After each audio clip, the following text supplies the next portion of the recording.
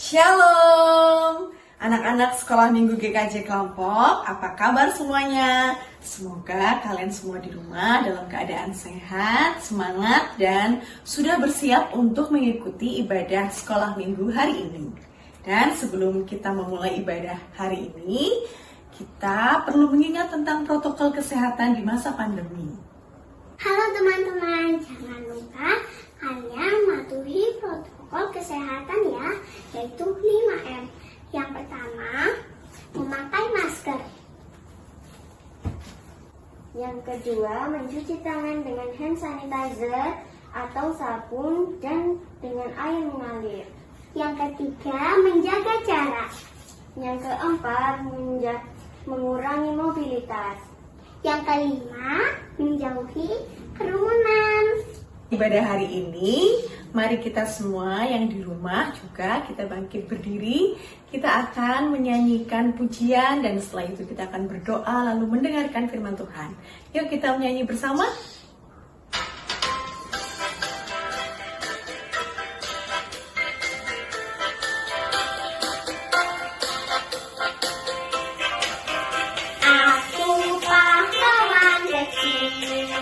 Yesus panglamaku, Tuhan di pihak kita, siapakah lawan kita? Tidak ada.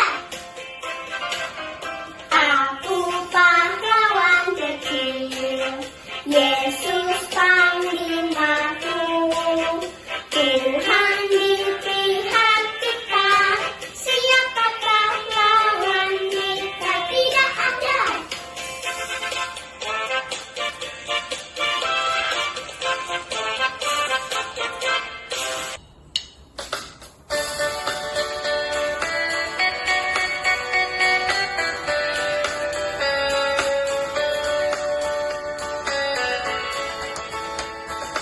Baca kitab suci, doa tiap hari, doa tiap hari, doa tiap hari. Baca kitab suci, doa tiap hari kalau mampu. Kalau mampu, kalau mampu, glory haleluya. Baca kitab suci, doa tiap hari kalau mampu.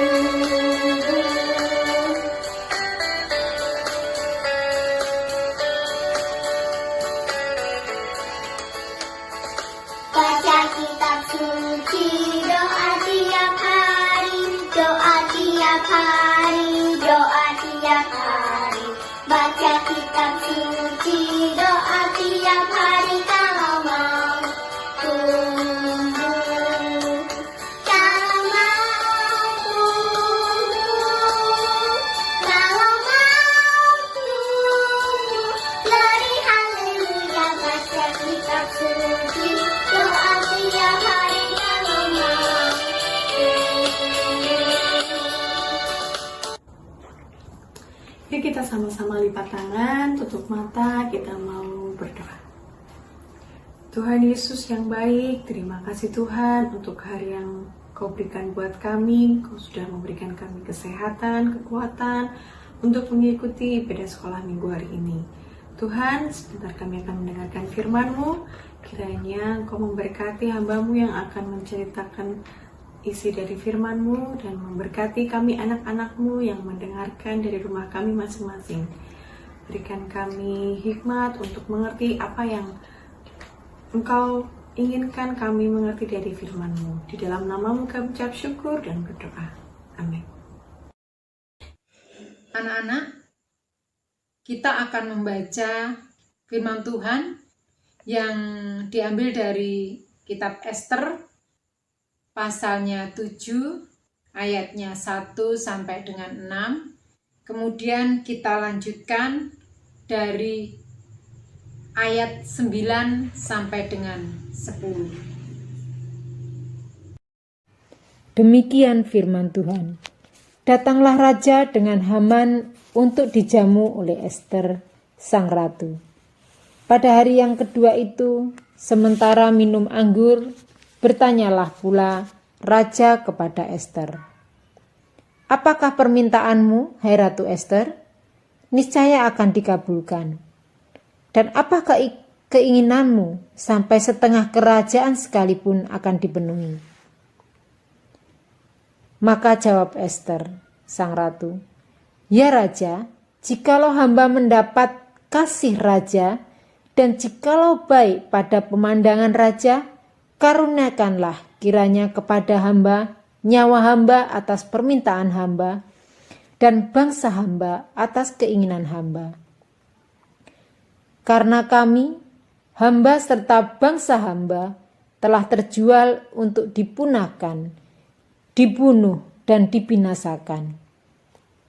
Jikalau seandainya kami hanya dijual sebagai budak laki-laki dan perempuan, niscaya hamba akan berdiam diri. Tetapi malapetaka ini tiada taranya di antara bencana yang menimpa raja." Maka bertanyalah Raja Ahasweros kepada Ester sang ratu, "Siapakah orang itu dan di manakah dia yang hatinya mengandung niat akan berbuat demikian?" Lalu jawab Ester, "Penganiayanya dan musuh itu ialah Haman, orang jahat ini." Maka Haman pun sangatlah ketakutan di hadapan raja dan ratu. Sembah Harbona, salah seorang sida-sida yang di hadapan raja. Lagi pula tiang yang dibuat Haman untuk Mordekai, orang yang menyelamatkan raja dengan pemberitahuannya itu, telah berdiri di dekat rumah Haman, 50 hasta tingginya. Lalu titah raja, "Sulakan dia pada tiang itu." Kemudian Haman disulakan pada tiang yang didirikannya untuk Mordekai. Maka surutlah panas hati raja. Demikian bacaan firman kita. Anak-anak, hari ini firman Tuhan mengajarkan kita supaya kita bisa berjiwa pahlawan. Di cerita ini dikisahkan seorang wanita yang cantik yang bernama Ester. Pada masa pimpinan Raja Ahasweros, Ester dan saudaranya serta bangsa Yahudi itu mendapatkan ancaman dan penindasan. Tetapi karena tuntunan Tuhan, kemudian Ester malah dijadikan seorang permaisuri raja. Pada saat Ester berada dalam situasi yang nyaman, dia pada puncak kejayaannya menjadi seorang ratu, tidak lantas kemudian Ester menjadi sombong dan dia lupa dengan saudaranya. Tetapi justru pada saat itulah menjadi kesempatan oleh Ester untuk bisa menolong saudara-saudaranya dan menolong bangsa Yahudi yang tertindas. Panglima mempunyai niat yang jahat.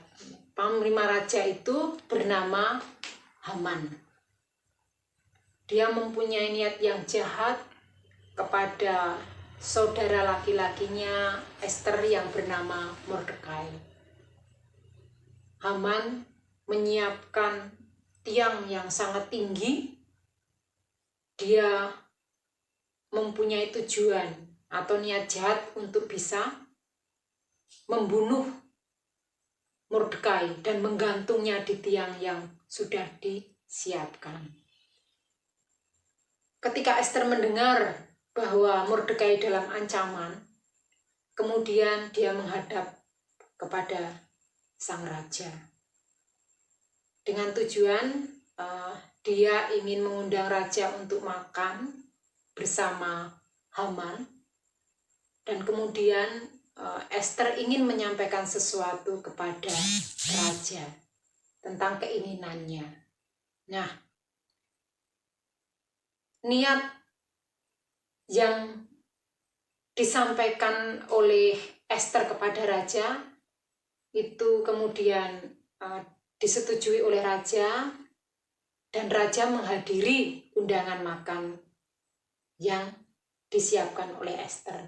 Disitulah kemudian raja menyampaikan kepada Ester apakah yang menjadi keinginan Ester.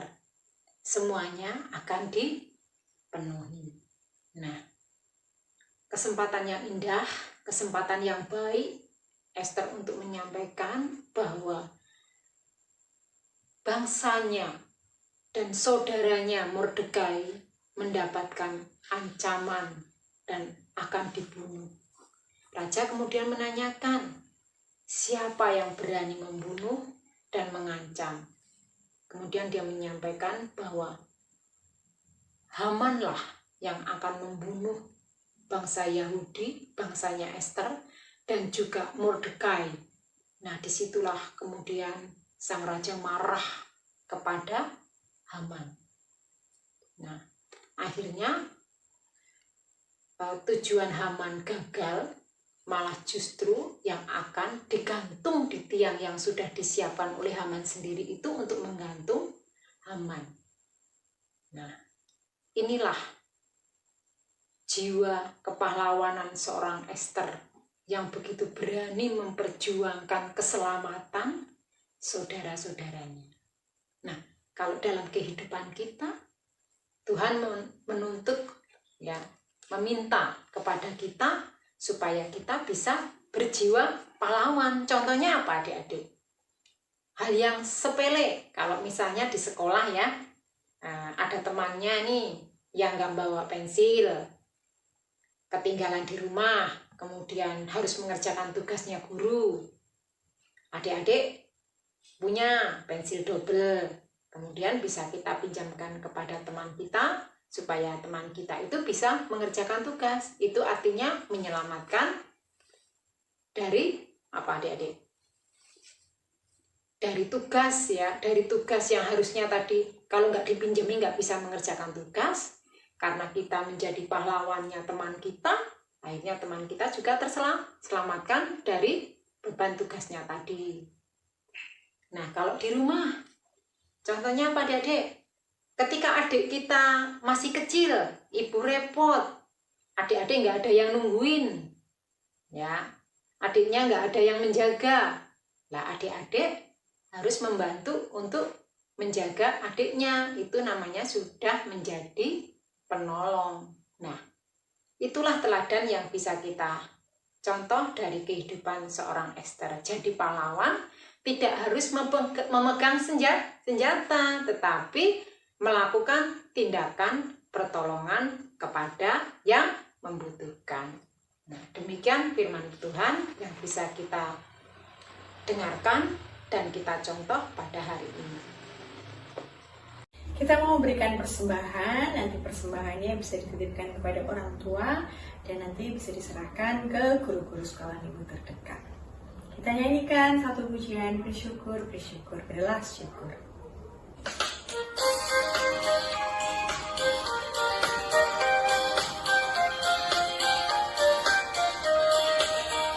Bersyukur, berilah syukur, bersyukur, susah ataupun senang bersyukur. Panjatkan doamu, setulus hatimu, kasihnya akan jadi milikmu. Bersyukur, bersyukur, berilah syukur, bersyukur, susah ataupun senang bersyukur. Panjatkan doamu, setulus hatimu, kasihnya akan jadi milikmu. Kita sudah memberikan persembahan, kita mau menutup ibadah sekolah minggu hari ini. Mari kita sama-sama berdoa. Kita tutup mata, lipat tangan, kita berdoa. Tuhan Yesus yang baik, terima kasih Engkau sudah menyertai, membimbing kami dalam ibadah sekolah minggu hari ini. Kami akan melakukan aktivitas kami yang lain, Tuhan. Kiranya Tuhan memberkati. Kiranya juga Tuhan memberkati persembahan yang sudah kami berikan, biarlah bisa mendukung pelayanan di gereja kami. Terima kasih Tuhan Yesus, kami serahkan kehidupan kami ke dalam tangan kuasa-Mu. Di dalam nama-Mu kami ucap syukur dan berdoa. Amin. Nah, sudah selesai ibadah hari ini. Kita akan bertemu lagi di ibadah selanjutnya. Jangan lupa untuk tetap sukacita dan tidak mengeluh ya, walaupun dalam masa pandemi ini. Tuhan Yesus memberkati. Sampai jumpa.